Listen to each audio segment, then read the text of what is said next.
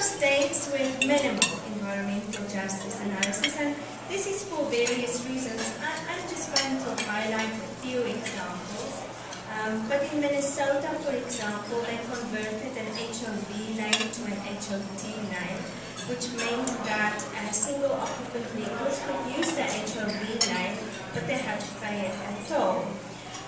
In this case, the DOT did an analysis, but the only thing that they looked at, or what they measured, was the impact on the adjacent non-toll lanes, and they concluded that there was a positive impact on the adjacent non-toll lanes. In the case of Mississippi, we were told that that an executive decision was made that toll roads must always be parallel to non-toll facilities, and that a toll road is never placed next to an EJ community.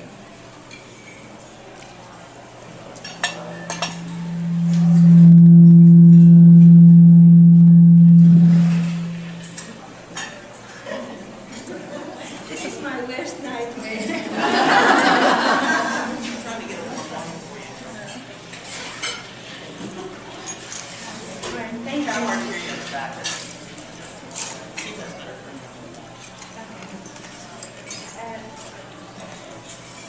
I was just waiting to see if you... Okay. In Pennsylvania, they have, in the case of new construction projects that use federal funds, they only focus on the displacement of EJ communities or EJ households. So, as Sarah and Brandy has alluded to before, they don't look at the effects imposed by toll roads on the users of the facilities. Now, the states with moderate EJ impact analysis, and I've highlighted a couple of examples here. The first one I would like to talk a little bit about, and you will see a pattern as I go through these, is Colorado. They have an established environmental justice methodology, and they start off with a demographic profiling using US Census data at the block group level. They have quite an extensive public involvement process, during which they strive to identify, avoid, minimize, and mitigate the impacts on protected communities. However, they don't necessarily have an analysis or a method to measure the impacts. It's more through engaging the public that they identify and mitigate these impacts. Delaware similarly starts off with a demographic profile of the project area. The focus is on how far this facility, the toll facility, is located from the EJ communities or the EJ households. And again, they have an extensive public involvement effort.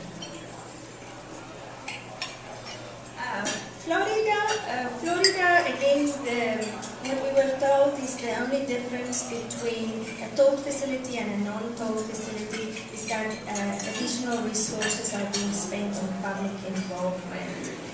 Now, Washington stood out as kind of a best practice in the sense that they conduct a license plate survey to identify the travel shift. Now, the last time I checked with TxDOT, this is illegal in Texas. This cannot be done in Texas. But based on the license plate information, they identify the owners of the vehicles, and then they conduct telephone surveys with those households that are in the EJ communities. They also conduct focus groups, both English and Spanish-speaking groups. And then they work extensively with organizations that work with EJ communities or represent EJ communities. The only impacts that they specifically look at is they looked at the alternative for those that are priced off the facility. So they look at both the length and the congestion levels of the alternative routes available to folks that have been priced off the facility.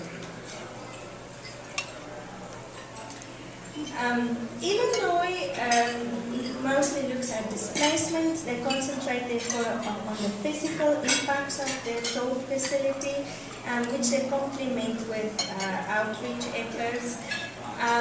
New Jersey has a toll road infrastructure, so their projects are limited to widening projects or interchange upgrades. So we were told that there's not a lot of new toll roads or new toll infrastructure planned in New Jersey.